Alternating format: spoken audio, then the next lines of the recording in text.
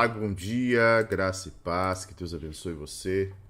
Seja bem-vindo, seja bem-vinda ao nosso 15º dia, nosso plano de leitura. Deixa eu só verificar aqui, tá tudo ok. Bom dia.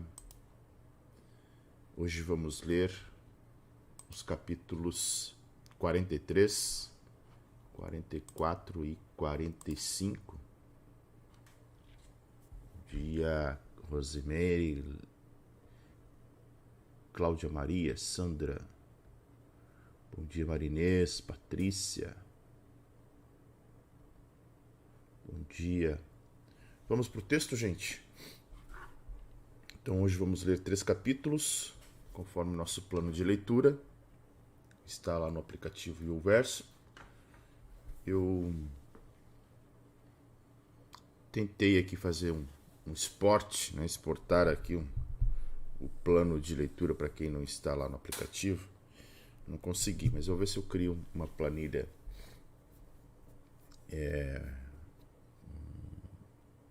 um PDF aí para que as pessoas também possam anotar e para que também você possa ir marcando e acompanhando. Não só quem não está lá, mas qualquer pessoa, né, que queira, de certa forma, ir anotando o seu progresso, porque daqui a pouco tem gente que avança, né, acompanha aqui os vídeos, mas avança a leitura.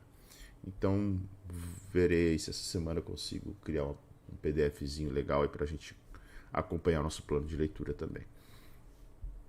Ok? Vamos para o texto, então. Deixa eu compartilhar com vocês aqui. Tá lá. Então, hoje, capítulos 43, 44 e 45 de Gênesis. Capítulo 43. Os irmãos de José voltam ao Egito. A fome continuava gravíssima na terra. Quando eles acabaram de consumir o cereal que tinha trazido do Egito, Jacó disse aos filhos: voltem e comprem mais um pouco de mantimento para nós. Mas Judá lhe disse: aquele homem nos advertiu solenemente, dizendo: vocês não verão o meu rosto, se o outro irmão não vier com vocês. Se o Senhor resolver enviar conosco o nosso irmão, iremos e compraremos mantimento para o Senhor. Mas se o Senhor não enviar, não iremos, pois o homem nos disse: vocês não verão o meu rosto, se o outro irmão não vier com vocês. Israel respondeu: por que vocês me fizeram esse mal, dando a saber àquele homem que vocês tinham outro irmão? Eles responderam: o homem nos fez perguntas específicas a respeito de nós e de nossa parentela, dizendo: o pai de vocês ainda é vivo? Vocês têm outro irmão? Nós apenas respondemos o que ele nos perguntou. Como podíamos adivinhar que ele nos diria: tragam o outro irmão? Então Judá disse a Israel, seu pai: deixe o jovem ir comigo, e nos levantaremos e iremos, para que vivamos e não morramos, nem nós, nem o Senhor, nem os nossos filhinhos. Eu serei responsável por ele. Da minha mão o Senhor poderá requerê-lo. Se eu não o trouxer de volta e não o puser diante do Senhor, serei culpado para com o Senhor pelo resto da minha vida. Se não nos tivéssemos demorado, já teríamos ido e voltado 2 vezes. Então Israel, seu pai, disse: se é assim, então façam o seguinte: pegam do mais precioso desta terra, ponham nos sacos para o mantimento e levem de presente a esse homem um pouco de bálsamo e um pouco de mel, especiarias e mirra, nozes de pistácia e amêndoas. Levem dinheiro em dobro e devolvam o dinheiro restituído na boca dos sacos de cereal. É possível que tenha havido algum engano. Levem também o irmão de vocês. Levante-se e voltem àquele homem. Deus Todo-Poderoso lhes dê misericórdia diante do homem, para que restitua o outro irmão e deixe que Benjamim volte com vocês. Quanto a mim, se eu perder os filhos, sem filhos ficarei. José hospeda seus irmãos. Então os homens pegaram os presentes, o dinheiro em dobro e Benjamim. Levantaram-se, foram ao Egito e se apresentaram diante de José. Quando José viu que Benjamim estava com eles, disse ao administrador de sua casa: leve estes homens para casa, mate um animal e prepare tudo, pois estes homens comerão comigo ao meio-dia. Ele fez como José havia ordenado e levou os homens para a casa de José. Os homens tiveram medo, pois foram levados à casa de José e diziam: é por causa do dinheiro que da outra vez voltou no saco de cereal que nós fomos trazidos para cá, para que possa nos acusar e atacar, nos escravizar e tomar os nossos jumentos. E se aproximaram do administrador da casa de José e lhe falaram à porta e disseram: meu senhor, já estivemos aqui uma vez para comprar mantimento, mas quando chegamos à estalagem, ao abrir o saco de cereal, eis que o dinheiro de cada um estava na boca do saco de cereal, nosso dinheiro intacto. Por isso trouxemos esse dinheiro de volta. Trouxemos também outro dinheiro conosco para comprar mantimento. Não sabemos quem pôs o nosso dinheiro nos sacos de cereal. O administrador disse: que a paz esteja com vocês. Não tenham medo. O seu Deus e o Deus do pai de vocês colocou esse dinheiro nos sacos de cereal. Eu recebi o dinheiro que vocês trouxeram. Então ele trouxe Simeão para fora. Depois o administrador levou aqueles homens à casa de José e lhes deu água, e eles lavaram os pés. Também deu ração aos seus jumentos. Então prepararam um presente para quando José viesse ao meio-dia, pois ouviram que ali haviam de comer. Quando José chegou à casa, trouxeram-lhe para dentro o presente que tinham em mãos e se inclinaram até o chão diante dele. Ele lhes perguntou como tinham passado e disse: o pai de vocês, aquele velho de quem me falaram, vai bem? Ainda vive? Responderam: o seu servo, nosso pai, vai bem e ainda vive. E abaixaram a cabeça e se inclinaram. Quando José levantou os olhos, viu Benjamim, seu irmão, filho de sua mãe, e disse: é este o irmão mais novo de vocês de quem me falaram? E acrescentou: Deus lhe conceda a sua graça, meu filho. José, profundamente emocionado por causa do seu irmão, apressou-se e procurou um lugar onde chorar.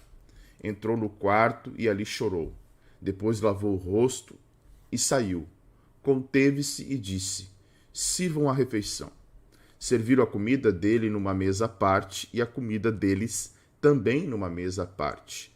Também os egípcios que comiam com ele foram servidos numa mesa à parte, porque os egípcios não podiam comer com os hebreus, pois isso é abominação para os egípcios. E sentaram-se diante dele por ordem de idade, desde o mais velho ao mais novo. Eles olhavam uns para os outros cheios de espanto.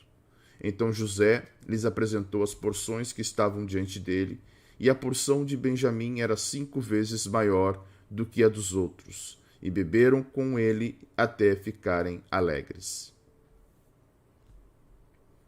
Capítulo 44. O copo de José. José deu esta ordem ao administrador de sua casa: encha de mantimento os sacos que estes homens trouxeram, quanto puderem levar, e ponha o dinheiro de cada um na boca do saco de mantimento. E coloque o meu copo de prata na boca do saco de mantimento do mais novo, junto com o dinheiro do seu cereal.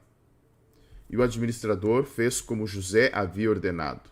De manhã, quando já estava claro, os homens partiram, eles com os seus jumentos. Saíram da cidade e, antes que pudessem ter se distanciado, José disse ao administrador de sua casa: levante-se e vá atrás daqueles homens. E, alcançando-os, diga o seguinte: por que vocês pagaram o bem com o mal? Não é este copo em que bebe o meu senhor e que ele usa para fazer as suas adivinhações? Vocês fizeram algo muito errado. O administrador os alcançou e lhes falou essas palavras. Então eles responderam: por que o meu senhor está dizendo uma coisa dessas? Longe de nós, seus servos, fazer uma coisa assim. o dinheiro que achamos na boca dos sacos de mantimento, nós trouxemos de volta da terra de Canaã. Como então iríamos roubar prata ou ouro da casa do seu senhor? Se algum de nós tiver esse copo, será morto, e nós ainda seremos escravos do meu senhor. O administrador respondeu: que seja como vocês disseram. Aquele com quem for encontrado o copo será meu escravo, e os outros ficarão livres. Eles se apressaram e cada um colocou o seu saco de mantimento no chão e o abriu. O administrador os examinou, começando do mais velho e acabando no mais novo. E o copo foi encontrado no saco de mantimento de Benjamim. Então eles rasgaram as suas roupas, cada um carregou de novo o seu jumento, e eles voltaram para a cidade. Quando Judá e seus irmãos chegaram à casa de José, este ainda estava ali, e prostraram-se em terra diante dele. José lhes perguntou: o que é isso que vocês fizeram? Vocês não sabiam que um homem como eu é capaz de adivinhar? Então Judá respondeu: que podemos dizer a meu senhor? Que podemos falar? E como vamos nos justificar? Deus descobriu a nossa culpa. Eis que somos escravos de meu senhor, tanto nós como aquele em cuja mão se achou o copo. Mas José disse: longe de mim fazer uma coisa dessas. O homem em cuja mão foi encontrado o copo, esse será meu escravo. Os outros podem voltar em paz para junto de seu pai. Então Judá se aproximou dele e disse: meu senhor, permita que este seu servo diga uma palavra aos ouvidos do meu senhor, e não se acenda sua ira contra este seu servo, pois o senhor é como o próprio faraó. Meu senhor perguntou a seus servos: você tem pai ou mais algum irmão? E respondemos a meu senhor: temos um pai já velho e um filho de sua velhice, o mais novo cujo irmão é morto, e só ele ficou de sua mãe, e seu pai o ama. Então o Senhor disse a estes seus servos: tragam um jovem para que eu veja. Respondemos ao meu senhor: o jovem não pode deixar o pai. Se deixar o pai, este morrerá. Então meu senhor disse a estes seus servos: seu irmão mais novo não vier com vocês, nunca mais vocês verão o meu rosto. Quando voltamos à casa de meu pai, que é seu servo, e repetimos a ele as palavras de meu senhor, nosso pai disse: voltem e comprem um pouco de mantimento. Nós respondemos: não podemos ir para lá, mas se o nosso irmão mais moço for conosco, iremos, porque não podemos ver a face do homem se este nosso irmão mais moço não estiver conosco. Então nos disse o seu servo, nosso pai: vocês sabem que a minha mulher me deu 2 filhos. Um se ausentou de mim, e eu disse: certamente foi despedaçado, e até agora não mais ouvi. Se agora vocês me tirarem também este da minha presença, e lhe acontecer algum desastre, farão descer os meus cabelos brancos com tristeza à sepultura. Agora, pois, se eu voltar para junto de meu pai, seu servo, sem que o jovem vá conosco, visto que a alma de meu pai está ligada com a alma dele, vendo ele que o jovem não está conosco, morrerá. E estes seus servos farão descer os cabelos brancos de nosso pai, seu servo, com tristeza à sepultura. Porque este seu servo ficou responsável por este jovem diante de meu pai, dizendo: se eu não o trouxer de volta, serei culpado para com o meu pai pelo resto da minha vida. Agora, pois, que este seu servo fique em lugar do jovem como escravo de meu senhor, e que o jovem volte com os seus irmãos. Porque como poderei voltar a meu pai se o jovem não for comigo? Eu não poderia ver esse mal se abatendo sobre o meu pai. Capítulo 45. José se dá a conhecer a seus irmãos. Então José, não conseguindo se conter diante de todos os que estavam com ele, gritou: saiam todos da minha presença. E ninguém ficou com ele, quando José se deu a conhecer a seus irmãos. E levantou a voz em choro, de maneira que os egípcios o ouviam, e também a casa de Faraó. E disse a seus irmãos: Eu sou José. Meu pai ainda está vivo? E seus irmãos não lhe puderam responder, de tão assustados que ficaram diante dele. E José disse aos seus irmãos: Agora cheguem perto de mim. E eles chegaram. Então ele disse: Eu sou José, o irmão de vocês, que vocês venderam para o Egito. Agora, pois, não fiquem tristes nem irritados contra vocês mesmos por terem me vendido para cá, porque foi para a preservação da vida que Deus me enviou adiante de vocês. Porque já houve 2 anos de fome na terra, e ainda restam 5 anos em que não haverá lavoura nem colheita. Deus me enviou adiante de vocês, para que fosse conservado para vocês um remanescente na terra, e para que a vida de vocês fosse salva por meio de um grande livramento. Assim, não foram vocês que me enviaram para cá, e sim Deus, que fez de mim como que um pai de Faraó, e senhor de toda a sua casa, e como governador em toda a terra do Egito. Voltem depressa para junto de meu pai, e digam a ele: Assim manda dizer o seu filho José: Deus me pôs por senhor em toda a terra do Egito. Venha para junto de mim, não demore.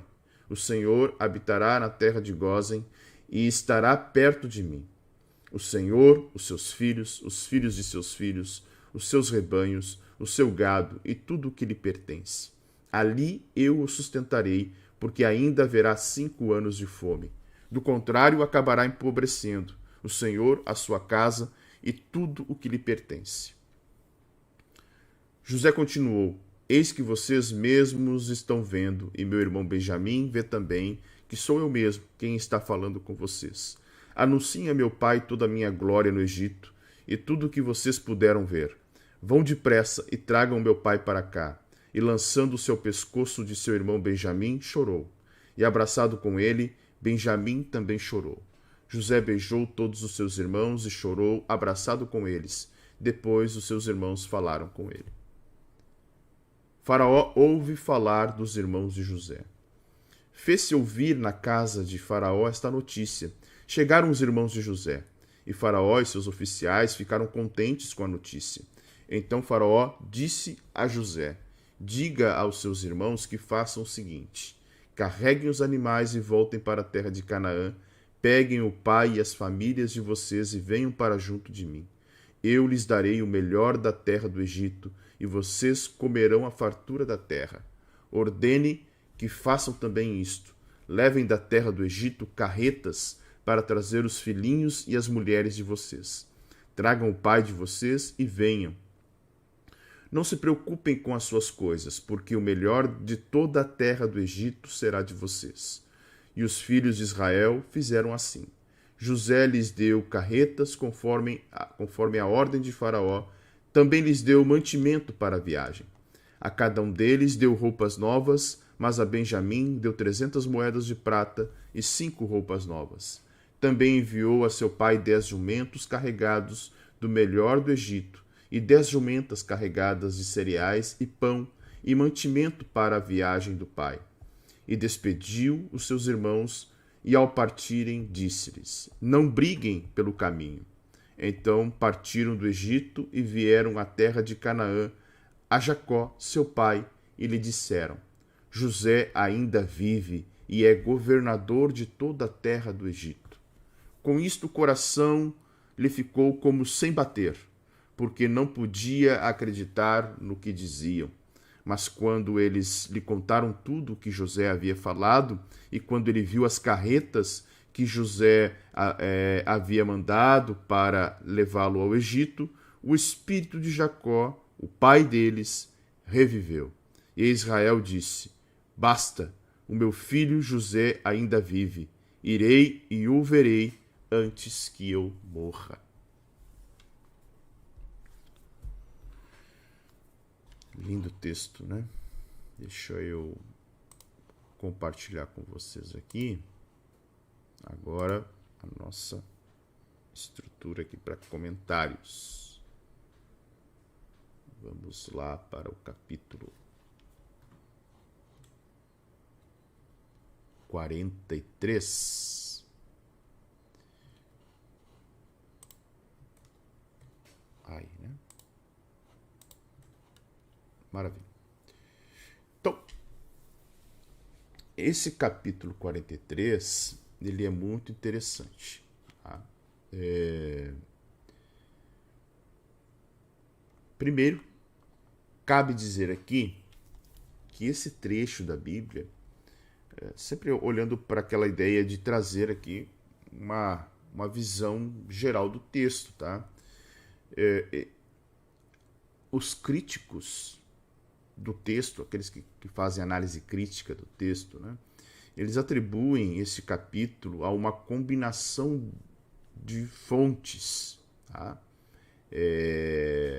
Existem aproximadamente 5 fontes dentro da estrutura literária do Pentateuco. A gente chama isso de teoria das fontes múltiplas, ou seja, é bem provável que Moisés, ao escrever o livro de Gênesis, tenha usado várias fontes. Tá?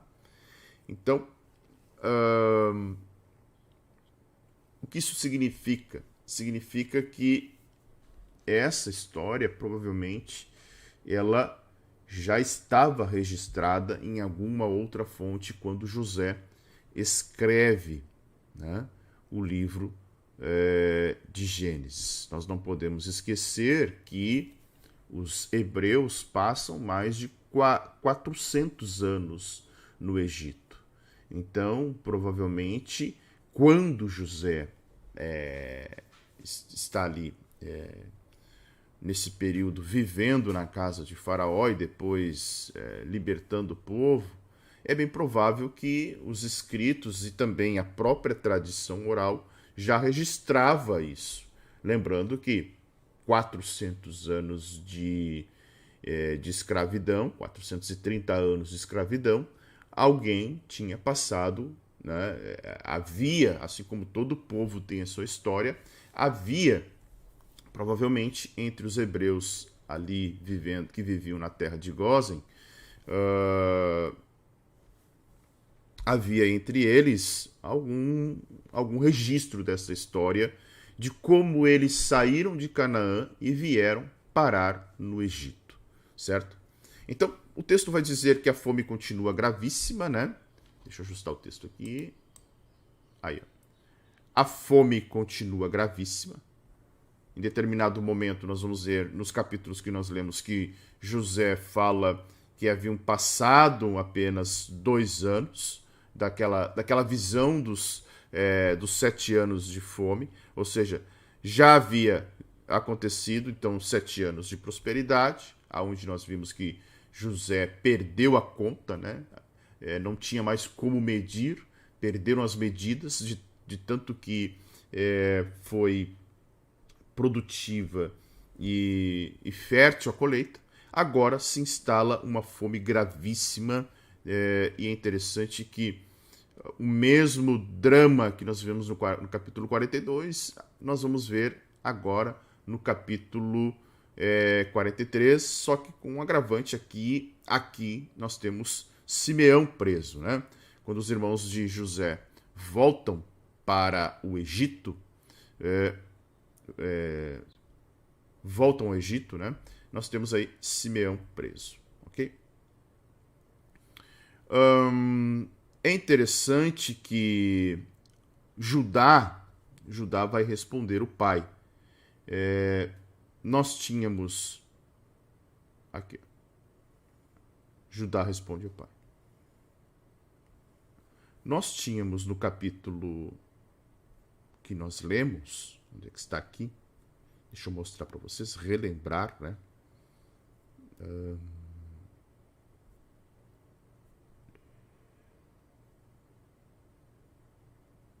Onde é que está?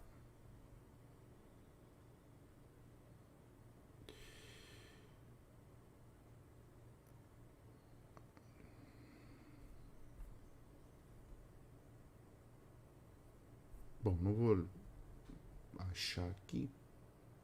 Aqui, achei. Capítulo 42, que nós lemos ontem, né? Olha só. Rúben. Quem era Rúben? Rúben era o filho primogênito de Jacó. Nós temos no capítulo 42 algo que chama atenção. Lembrando que José havia solicitado que Benjamim retornasse com eles. Na primeira tentativa, Rúben diz: olha, o Senhor pode matar os meus 2 filhos se eu não trouxer Benjamim de volta. Jacó insiste, lembram? Nós lemos ontem, está aqui, ó, versículo 38. Jacó respondeu: o meu filho não irá com vocês.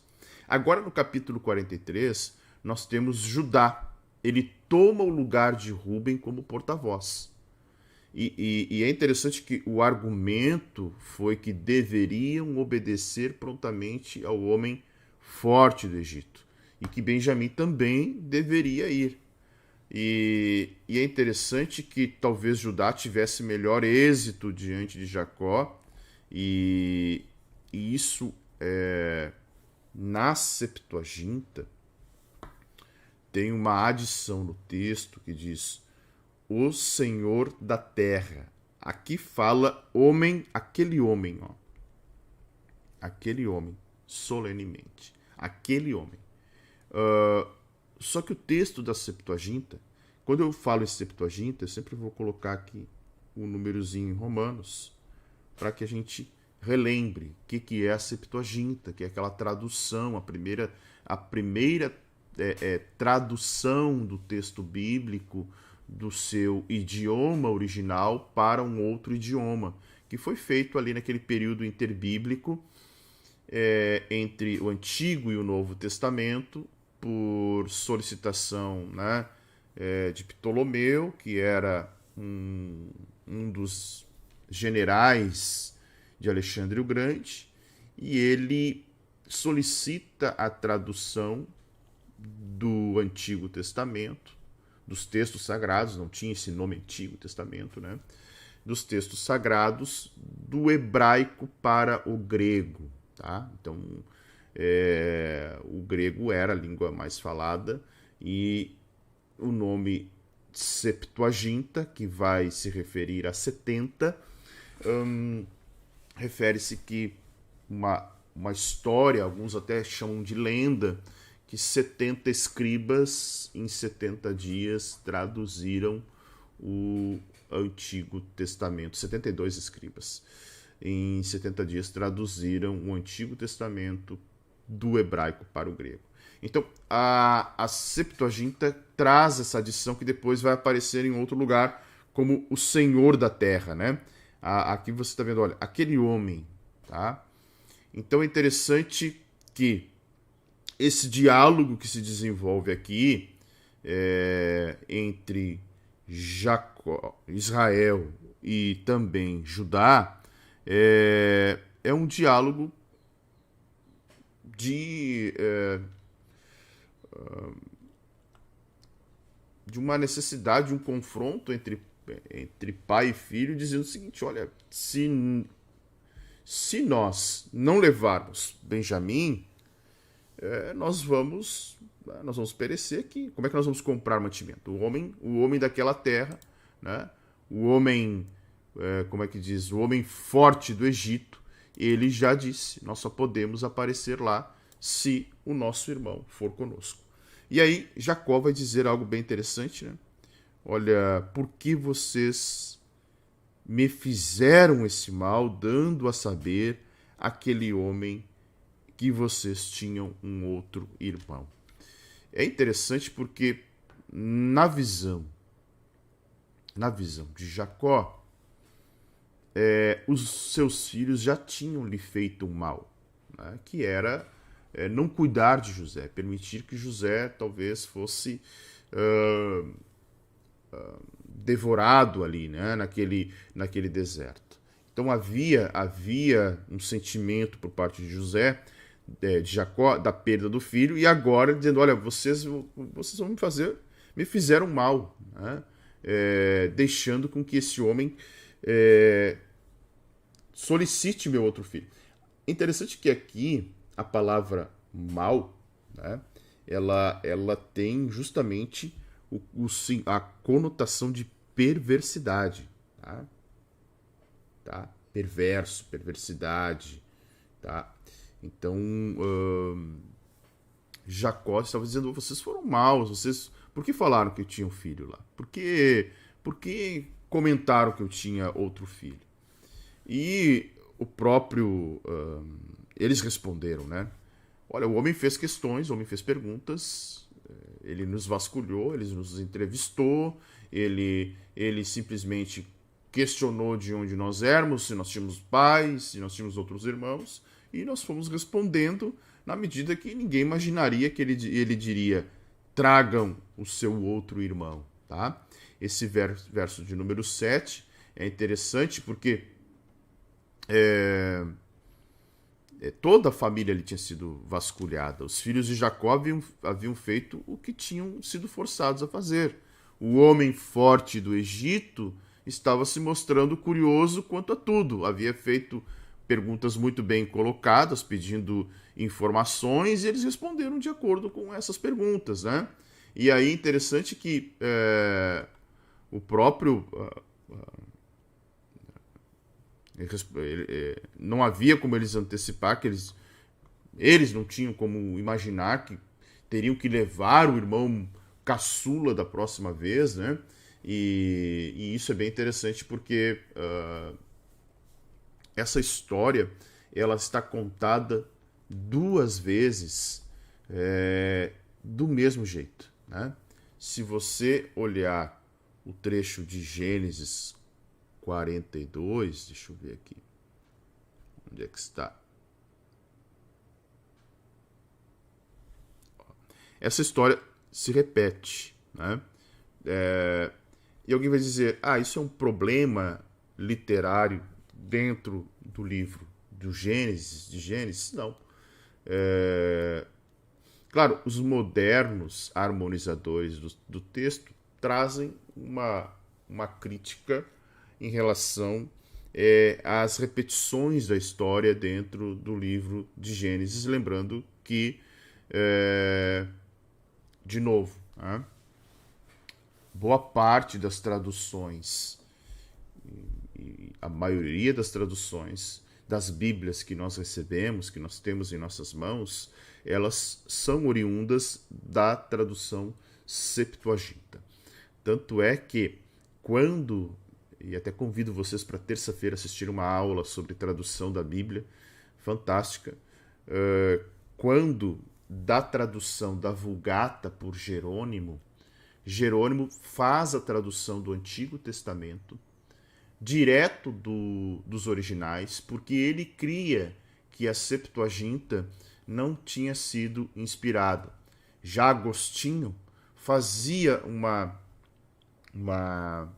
um contraponto em relação à tradução de Jerônimo, porque ele gostaria que a tradução fosse feita diretamente da versão grega do Antigo Testamento, que era a Septuaginta.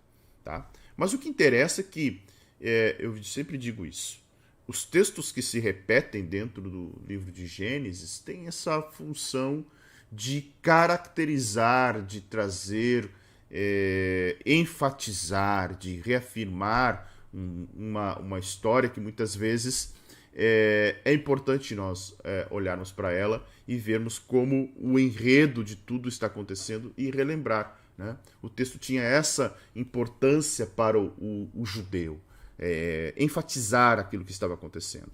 Então, a partir dali, Judá assume a responsabilidade e ele diz assim, deixe o jovem deixe o jovem ir comigo e nos levantaremos e iremos para que vivamos e não morramos, nem o Senhor, nem os nossos filhinhos. Me parece que esta fala de Judá, então, convence Jacó, né? Olha, o que nós vamos fazer aqui? Tá com medo que Benjamim não volte, daqui a pouco todos nós vamos morrer aqui. Porque não tem. Imagina. Provavelmente, e lembrando que o povo de Canaã não teve aquela visão e aquela ideia de 7 anos de fartura, 7 anos de escassez. Viviam as suas vidas de uma maneira normal. Aquela visão e aquela projeto divino foi revelado a José. Então, é a terra do Egito que tem fartura. É a terra do Egito que se preparou para 7 anos de escassez. Então, mesmo sendo rico, mesmo sendo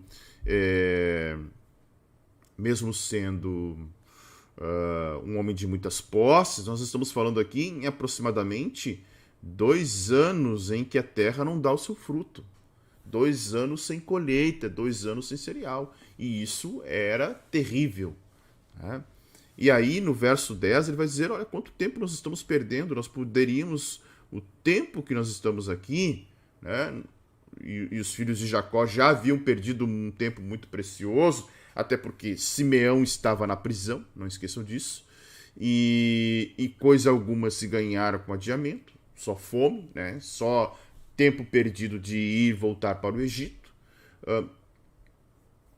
Estima-se que uma viagem entre o Egito e Canaã, onde eles estavam, provavelmente poderia durar de 4 a 5 semanas. Tá?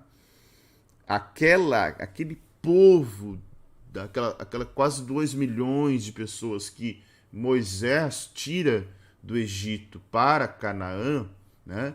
Poderia levar 3 meses, até pelo tamanho, pela quantidade de crianças. Agora, uma comitiva de 10 homens, não, 10 homens, porque agora Benjamim vai junto, de 10 homens, né? Poderia levar aí de 4 a 5 semanas de viagem, tá? Um pouquinho mais ou menos. Vamos botar 6 semanas. O povo poderia levar 3 meses, mas eles levam 40 anos até que toda uma geração pudesse morrer.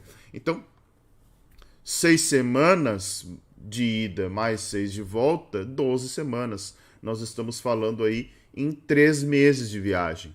Então, os filhos de Jacó estão dizendo, olha, nós estamos perdendo aqui muito tempo e talvez aí não vá ter tempo para que a gente retorne.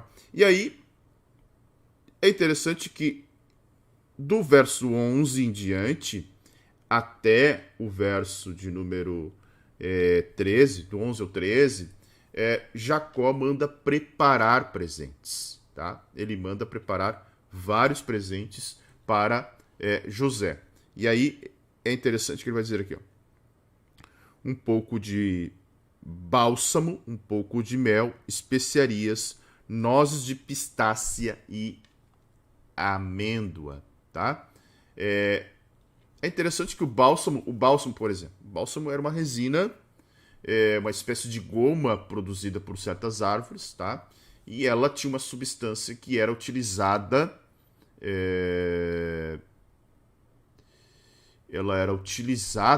tá? O bálsamo era utilizado como uma perfumaria e ainda como medicamento, o bálsamo, tá? Muito produzido na região de Gileade.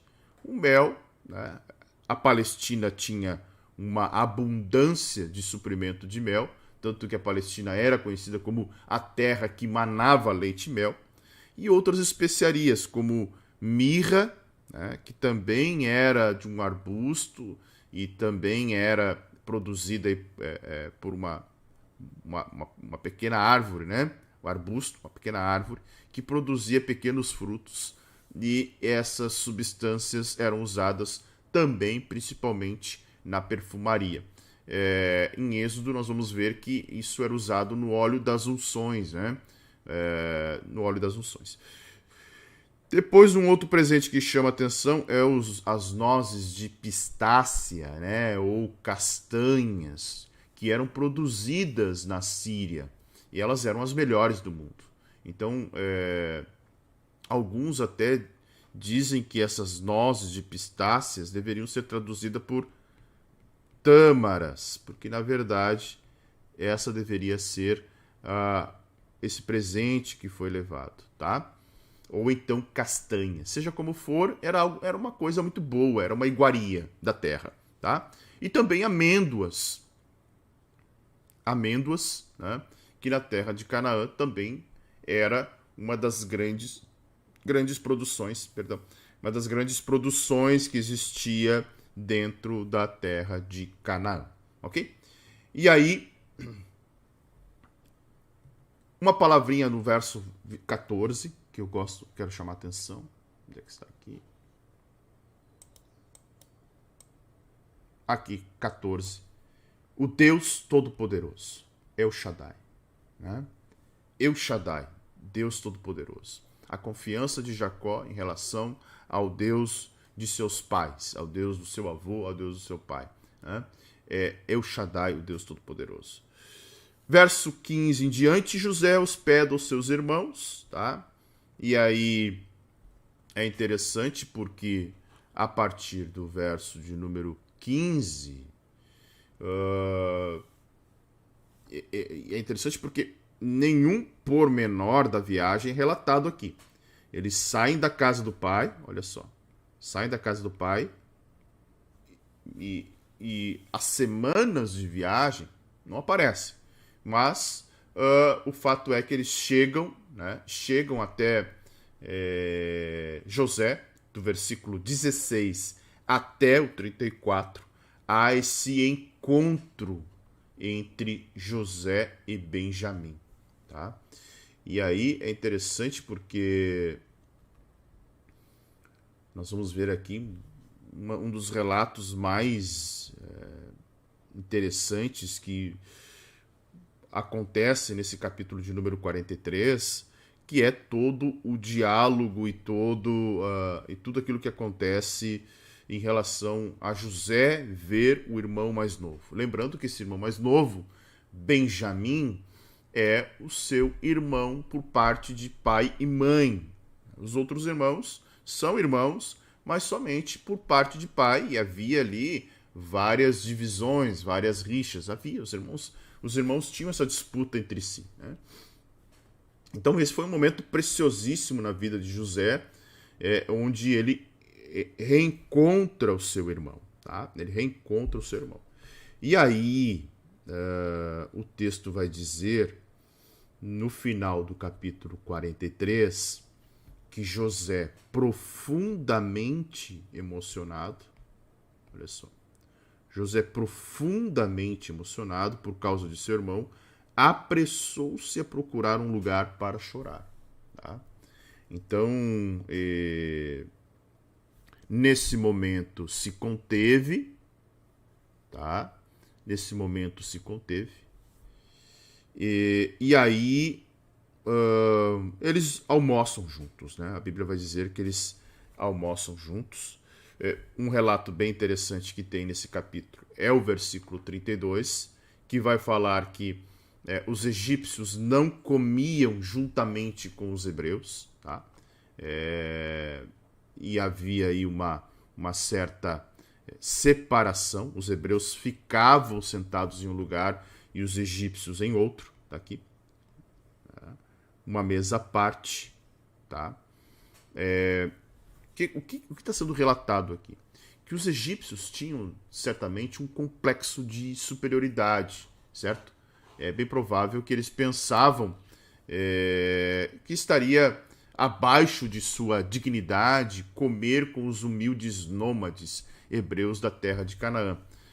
Mas é difícil ver como isso poderia estar sucedendo ali, pois o primeiro-ministro estava à mesa junto com os humildes. Por outro lado, José permitiu que as convenções prevalecessem, né? Embora dois grupos não houvesse uma animosidade entre eles, né? Alguns eruditos pensam que essa separação devia-se à exaltada posição de José e não porque os hebreus fossem desprezados. Até porque o texto mais à frente vai dizer que quando a notícia chega a Faraó, Faraó fica contente. Então parece não haver um desprezo em relação aos hebreus, né? Parece, na verdade, sim, ser alguma coisa relacionada à posição de José, mais relacionada à posição de José do que relacionada a algum complexo de superioridade dos egípcios ou ainda alguma discriminação, tá?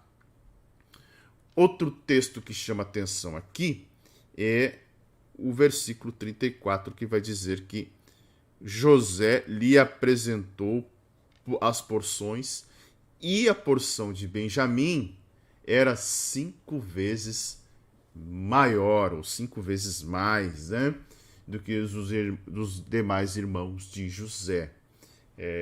E aqui era uma parcialidade que estava ali denotada, né, porque Benjamim era um convidado de honra da ocasião. E aí todos estavam com corações leves, né, a ponto de não perceber, mas José ainda estava testando, haveria de testá-los ainda no próximo capítulo, né, que é a questão do copo, tá? E é interessante porque havia no Antigo Oriente Próximo, Pérsia, Arábia, até mesmo na Índia, em várias casas onde se apresentavam vários pratos. Então, ou seja, se apresentava de frente de cada indivíduo, de acordo com a majestade, de acordo com o poder da casa. Então, este é um método ainda, por exemplo, usado entre os hindus. Os pratos não são servidos sobre as mesas, mas as porções são enviadas a cada pessoa pelo dono da festa. Ou seja, é como se você vai num restaurante e você recebe lá um prato à la carte, né? Ele já vem servido. Ou seja, aquela porção, a porção de Benjamim era maior do que a de todos os irmãos que ali estavam, tá? Aí entramos no capítulo 44, sobre o copo de José. É interessante que esse capítulo 44, que vai... a família de José, esse capítulo 44, ele vai até o 47, falando depois sobre toda a família de José, né? E aqui, de novo, José coloca os seus irmãos num teste, né? Ou seja, eles estão indo embora para Canaã de boa.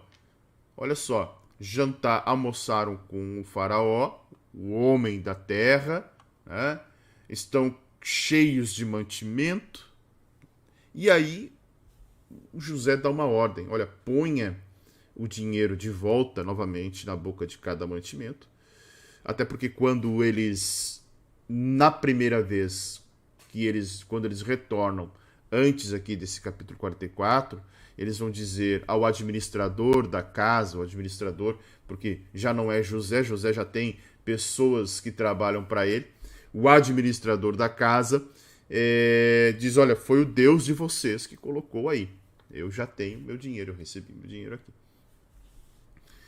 E aí José cria uma situação em relação ao seu copo e orienta, né, um copo de prata, orienta o administrador a fazer com que esse copo também estivesse, e principalmente no saco de mantimentos de quem? De Benjamim, ao qual teria que voltar, era o filho que tinha que voltar para a casa do pai. E aí o texto chama atenção também ao que diz o versículo de número 5, que vai dizer o seguinte, olha só: não é este o copo em que bebe o meu senhor e que ele usa para fazer adivinhações? Primeiro, copo de prata, né? Ou seja, no sentido de que esse era o copo, e provavelmente esse copo foi o copo utilizado nesse almoço em que José está ali juntamente com seus irmãos. Não deveria ser um copo muito simples, né? Deveria ser uma taça, e a história, a arqueologia nos mostra justamente que as taças de reis e governantes eram todas adornadas, paramentadas, cheias, né, de ornamentos a ponto de chamar a atenção. E aí, provavelmente, se houvesse o copo na bolsa de um dos irmãos, eles veriam justamente que era o copo, não era algo inventado, porque viram José bebendo nesta taça, né? E o texto chama atenção sobre copo de adivinhar, tá? Havia nas práticas antigas ali a superstição de que era possível adivinhar o futuro ou obter informações extrasensoriais a partir de uma taça, de um copo, ou ainda por hábito que havia naquele lugar, né, do Egito, que adivinhar com o uso de um copo era muito comum, e na antiguidade como uma espécie até de clarividência.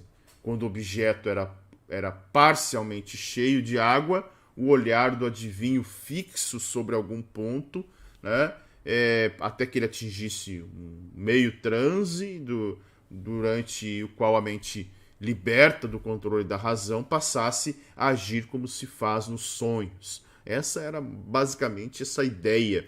Claro, inexplicável, numa época não científica, e José está dizendo aqui simplesmente que poderia ser, até para enfatizar mais o costume local, né, para que realmente mostrasse com toda a veemência que José era um egípcio.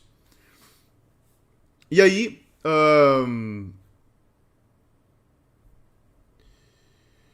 os irmãos vão dizer o seguinte: olha, nós trouxemos o dinheiro de volta que nós achamos, tá? E se algum de nós estiver com o copo, que seja morto. Então, havia uma honestidade da parte deles até então ali. Sabiam, né? Nenhum tinha pego o copo todo, tanto que todos dizem, olha, quem de nós aqui pegou, que seja morto. E aí o administrador, não, beleza, então vamos fazer diferente. Aquele com quem for encontrado o copo será meu escravo. Os outros podem ir embora, até com aquela ideia de passar para eles o seguinte, olha, vai estar na bolsa de Benjamim, vocês vão ter que se apresentar diante dos pais de vocês sem Benjamim. E o texto vai justamente dizer isso, quando quando o administrador examina, ele encontra o copo no saco de mantimento de Benjamim. E eles, então, versículo 13 vai dizer que eles rasgaram suas vestes, tal como Jacó havia feito quando eles mentiram que o irmão havia sido morto, tá? Da mesma forma. Então eles empacotaram tudo, voltaram. Então, de novo, rasgar vestes era como se fosse sinal de luto, sinal de miséria, sinal de tragédia, tá? Então, até porque, imaginem o que passa na cabeça deles a partir do momento em que eles imaginam que precisam chegar na presença do pai sem o irmão mais novo. E aí, do verso 14 em diante, nós vamos ter o apelo de Judá, né? Judá apelando diante de José, chega diante de José, apela dizendo, olha, conta toda a história. O verso 18 ele é comovente, né? A partir do verso 18 a história é fantástica. Ele diz, olha, ele vai falar, permita que este servo diga algumas palavras no seu ouvido, lembrando que José, até para criar esse cenário de maior aparência ainda, ele está usando de tradutor, tá? Ele usa de tradutor. E o texto vai dizer algo bem interessante. Judá diz para ele, não se acenda a sua ira. Até porque José estava indignado, né? Mas dessa vez estava fingindo, não era real. Judá pensou que lhe cumpria controlar-se, embora isso não fosse, né, uma coisa fácil de fazer. E ele faz um longo apelo, tá? Um longo apelo dizendo tudo o que havia acontecido. Ele conta, olha só, vai do verso 19, esse apelo, até o verso de número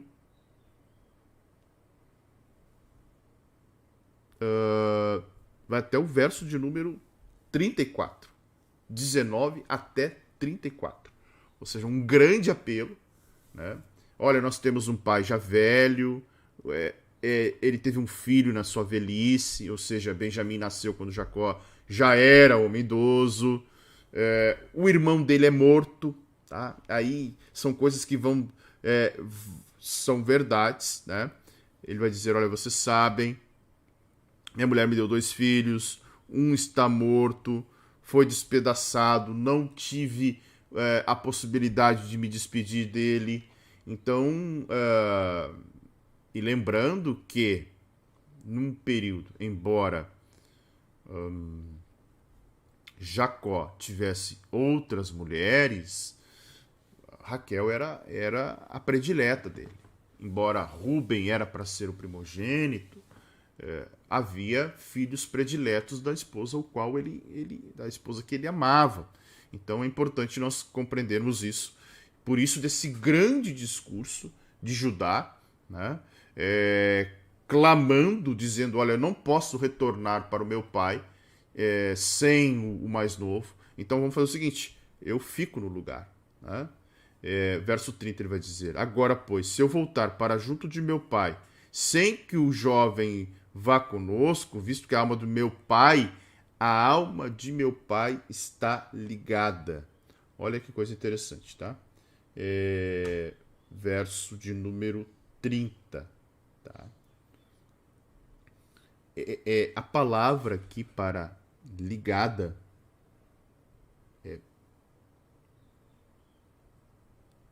caçar, tá? Significa estar aliançado mentalmente, atado, prendido. Ou seja, significa que Benjamim era aquele filho que, aonde Jacó estava, Benjamim estava junto. Aonde Jacó estava, Benjamim estava ali do lado. Os demais filhos já eram crescidos, maiores, mas Jacó mantinha Benjamim junto a ele. Então, a alma de meu pai está ligada com a alma dele. Tá? E se, imaginem, né? Um velho homem carregando o menino para cima e para baixo. Imagina se esse velho homem agora ver seus filhos retornando e o filho mais moço, aquele ao qual a alma está ligada, não retorna junto. Ele vai com tristeza à sepultura. E aí, Judá faz uma proposta dizendo, agora pois que este teu servo fique como escravo. O que passa na cabeça de Judá? Né? Primeiro, depois de um grande discurso, o argumento de Judá termina com uma petição até relativamente pequena. Ele não pediu liberdade para todos. A ideia de José era prender um como escravo. Judá diz, olha, fica eu, posso ficar. É interessante porque Judá havia lançado seu irmão José na cisterna. Gênesis 37, verso 25, né? Ele lança o irmão na cisterna e em seguida ele poupa a vida de José, mas somente para vendê-lo como escravo. Tá? E agora, aquele que vendeu como escravo, a versão da Cláudia diz, está apegado, viu só? Isso aí. Aquele que vendeu como escravo agora será escravo. Olha que coisa interessante. Então tudo isso ele havia assumido a sua própria responsabilidade, até porque Judá se dispunha a sacrificar-se ao fim de cumprir a responsabilidade que tinha tomado sobre si mesmo, no tocante a Benjamim, né, diante do pai. E agora ele, imagina, voltar para o pai sem Benjamim é melhor ele ficar como escravo. É interessante que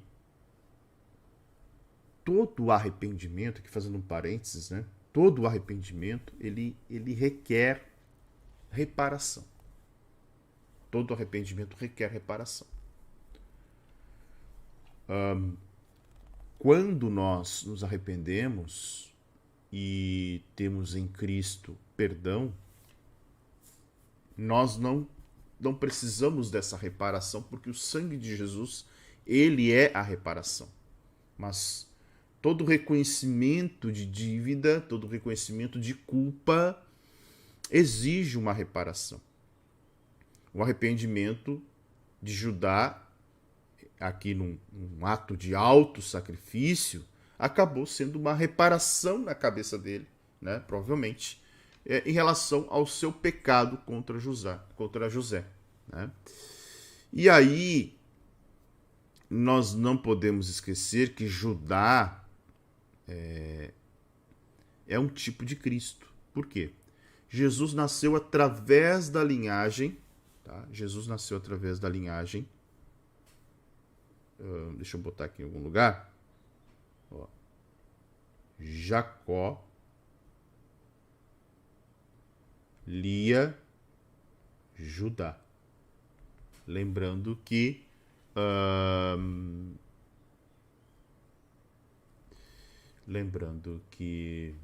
opa, não apareceu aí? Só um pouquinho. Ah, tá muito para cima ali o texto, só um pouquinho. Ali, ó, Jacó, Lia e Judá, tá? Então, Jesus nasce através desta linhagem, ok? Ao se sacrificar a si mesmo com a finalidade de salvar o seu irmão, aqui tem uma tipologia de Cristo, o qual se sacrificou para salvar a todos os seus irmãos, ou seja, a todos os homens pela quais ele morreu. E aí no capítulo de número 45, nós vamos ver, né, em 28 versículos, José revelando a sua identidade. E a Bíblia diz que ele, deixa eu só posicionar o texto aqui, que ele gritou. Né? Toda a ordem de José era atendida, José estava abaixo de Faraó apenas. Ele faz com que todos os empregados saiam, deixa apenas os familiares. A Bíblia vai dizer no versículo 2 que ele levantou a voz em choro, uma explosão de emoção, né? Quando José dá-se a conhecer aos seus irmãos. Mas os irmãos ficaram provavelmente paralisados, né? O versículo 3 que diz que quando ele se revela, eu sou José, diz que eles não lhe puderam responder de tão assustados. Tá? Outra coisa importante no texto é que este grito e esse desespero, essa alegria de José e essa emoção toda, os egípcios o ouviam. Os egípcios que estavam talvez nos aposentos, que estavam ali trabalhando pela casa, ouviram seu choro em voz alta, né? E logo a notícia chega ao palácio de Faraó, né? Porque provavelmente, quando o texto diz aqui, ouviam e também a casa de Faraó, provavelmente a notícia chegou à casa de Faraó, né? Eram palácios, então palácios exigiam espaço, exigiam terrenos, provavelmente ficava numa certa distância um do outro, tá? E aí, José vai dizer o seguinte, versículo de número 7, maravilhoso, que diz, Deus me enviou, tá? Deus me enviou adiante de vocês. Esse versículo de número 7 é o seguinte, né? A palavra aqui é Elohim, tá? Elohim. Deixa eu escrever aqui. Elohim. Ou seja, o reconhecimento de que o Deus, né, aqui agindo Deus, Pai, Filho e Espírito Santo, foi quem, na verdade, providenciou para que ele fosse enviado ao Egito, né? Então, embora os irmãos fossem agentes desta maldade, Deus usou a circunstância na vida de José para que os seus planos fossem estabelecidos. E aqui tem uma lição maravilhosa que eu acho que é justamente isso. As circunstâncias que acontecem em nossas vidas, desagradáveis, não esperadas, não boas, circunstâncias que muitas vezes nos frustram, Deus é capaz de usá-las para cumprir os seus propósitos em nossas vidas. Tá? Então, até as circunstâncias mais trágicas que acontecem conosco, Deus usa para cumprir os seus propósitos. Ok? Essa primeira parte encerra no verso 14, que diz que lançando seu pescoço do seu irmão Benjamim chorou, e abraçado com ele Benjamim também chorou, no verso de número 14. Né? Imaginem os dois irmãos ali, pai e mãe, né? Filhos de pai e mãe. A mãe já não vive mais, né? Já estava morta, morreu quando do nascimento de Benjamim. Então, os vínculos afetivos são poucos, né? Embora houvesse os outros irmãos. E aqui ele mostra algo maravilhoso, que ele não havia perdido a virtude do amor. Ele não estava usando a sua autoridade para perseguir. Ele cresceu ousando acreditar em seus sonhos.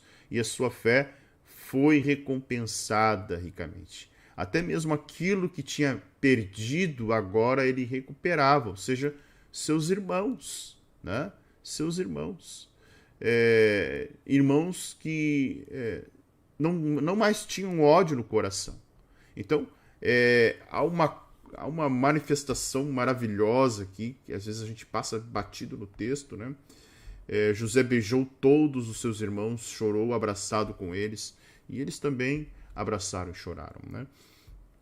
Ou seja, a maturidade espiritual faz com que realmente as pessoas possam esquecer traumas e mágoas do passado a ponto de viverem aquilo que Deus tem.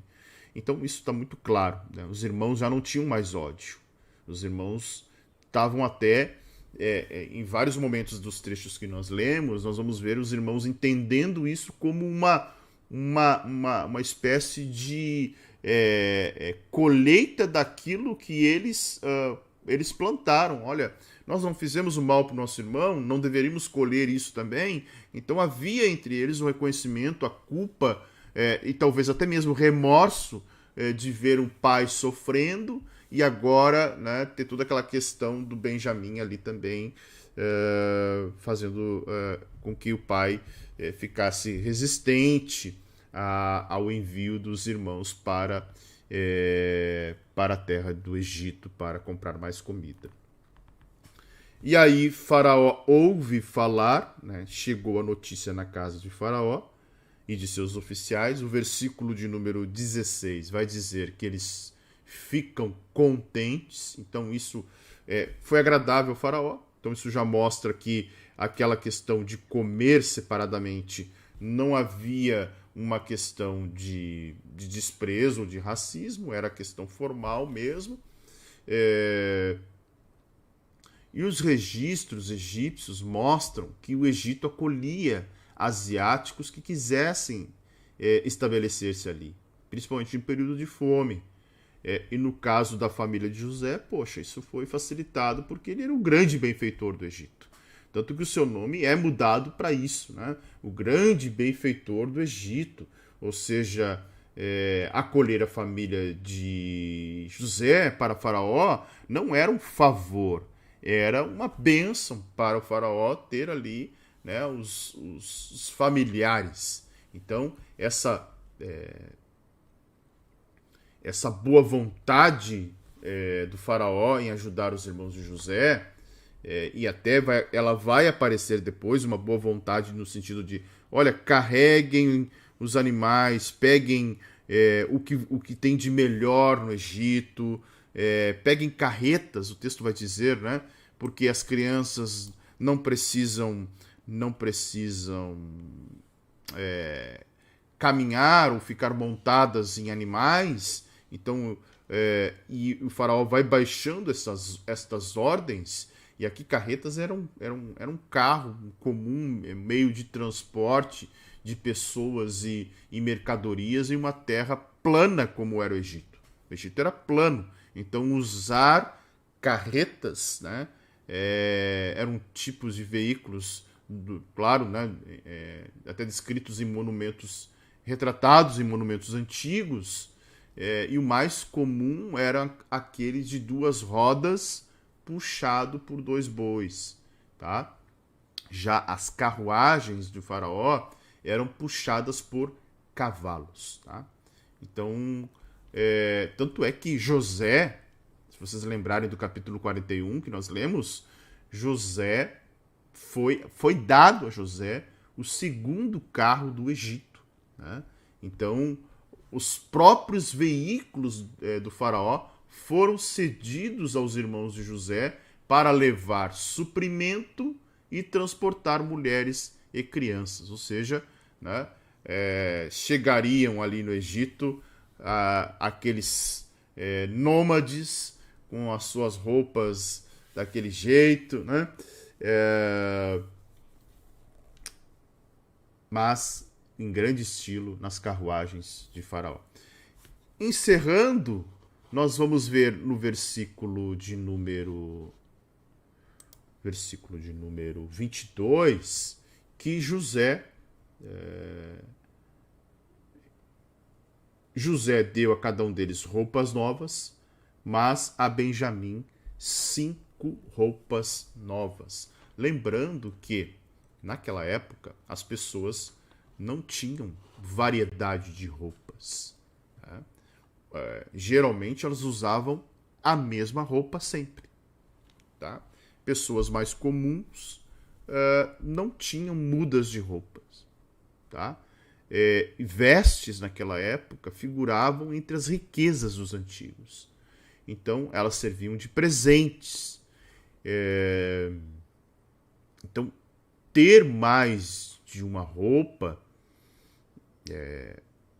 e aqui os irmãos, é interessante porque a cada um deles deu roupas novas, provavelmente cada um deve ter recebido 2, o texto não diz isso, mas deu roupas novas, aparentemente 2 mudas para que enquanto uma fosse usada, a outra estivesse lavada, por exemplo, né? Algumas traduções vão dizer vestes festivais, tá? Então, o certo é que eram as melhores vestes que podiam ser obtidas no Egito, tá? Em outras traduções, vestes aparece apenas como mudas de roupas, ok? O verso 24 traz um detalhe interessante. José dizendo para os irmãos não brigarem no caminho, tá?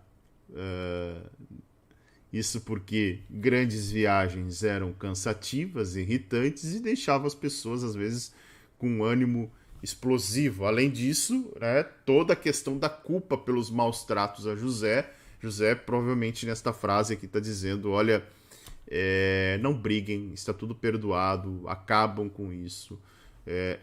Rúben já havia repreendido os outros por esse motivo, em Gênesis 42, e talvez ele continuasse a recriminá-los pelo caminho, né?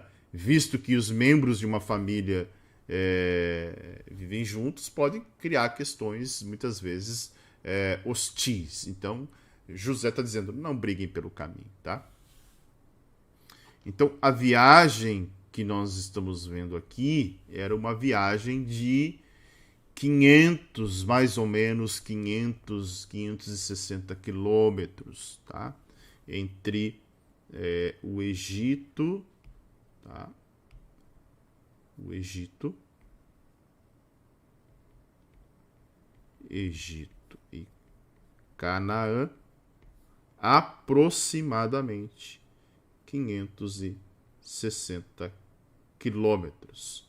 Então, esta viagem poderia, né, ter uma variação de dias e semanas, mas era uma viagem longa, cansativa. E aí, o capítulo de número 45 encerra com a maravilhosa frase em que Jacó recebe a notícia que o filho está vivo, tá? Recebe a notícia que o filho está vivo,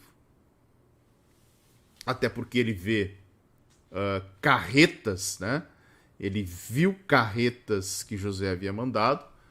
Ninguém mandava suas carretas, principalmente carretas do faraó. Ninguém iria conceder assim, se não fosse um fato realmente relevante e da importância que os filhos haviam contado. O texto vai dizer que ele não acreditava, o coração ficou como sem bater, né? Diz o texto aqui, no verso de número 26, como se o coração tivesse palpitado, né? As boas novas eram grandes demais e boas demais para serem verdadeiras, e a notícia chegou com um impacto tão grande que ele, no hebraico, olha só que interessante, tá? O original do hebraico, ele vai dizer o seguinte: o coração lhe esfriou, tá? O coração lhe esfriou. Ou seja, a notícia lhe deixou em choque. Essa é a questão, tá? E aí, havendo contado a notícia, ele diz: basta, né? Basta, o meu filho José ainda vive, irei vê-lo antes que eu morra. Ou seja, Jacó sentia que estava realizado, nada mais podia pedir, a graça de Deus se manifestara novamente sobre a sua vida. José ainda vive, ou seja, agora não lhe restam muitos anos de idade, mas que importava para ele, né? Jacó veria José novamente antes de morrer. Então isso é bem interessante. Jacó pensava que iria morrer, mas o interessante é que antes de falecer, e nós vamos ver isso depois, Jacó viveu 17 anos. 17 anos no Egito, tá? Por quê? Jacó viveu um total de 147 anos.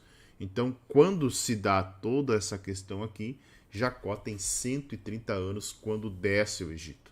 Nós vamos ver lá em Gênesis 47, né, que diz que ele tinha 130 anos quando ele desceu o Egito, e o texto depois vai afirmar que ele morreu com 147 anos. Ou seja, Jacó viveu ainda 17 anos junto com... O texto dá uma impressão assim, né, que Jacó não viveu muito tempo com o filho. Não, mas ele teve a oportunidade de viver 17 anos juntamente com o filho que ele havia dado como perdido. Ok? Só um comentário aqui, alguém colocou sobre Lilith, o que tem de verdade nessa história? Nada, ela é um folclore judaico, assim como existem folclores em diversos países, em diversas histórias.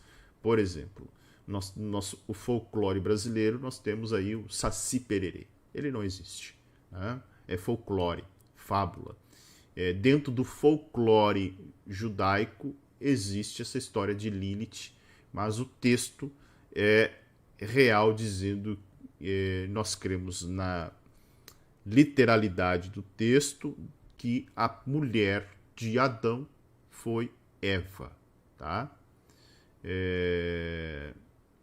Quando Deus diz não é bom que o homem esteja só, ou seja, ali já mostrava que o homem estava sozinho, certo? Ok? Que Deus abençoe você, deixe o seu like, compartilhe, volte para o vídeo, comente. Gente, é muito importante. Ontem eu estava olhando, porque aqui você pode se tornar membro do canal. O canal pode ser seu também, né? Juntamente comigo, pode ser seu. Você pode se tornar membro, sugerir pautas, sugerir quadros e o que mais a gente pode fazer aqui no canal. Mas se você daqui a pouco, olha, R$ 4,99, não tem como ajudar, não tem cartão, R$ 4,99 não é nada, né? Mas se você não pode se tornar membro do canal, tem algo gratuito que também ajuda muito o canal, que é você deixar o seu like e você retornar ao canal e comentar o vídeo. Isso ajuda muito também, certo? Que Deus abençoe você. Amanhã às 6h30, segunda-feira, de segunda a sexta, às 6h30 da manhã, estaremos aqui fazendo a nossa leitura. Um bom domingo a todos, que Deus abençoe, fique na paz que excede todo entendimento e até amanhã, se o Senhor Deus permitir.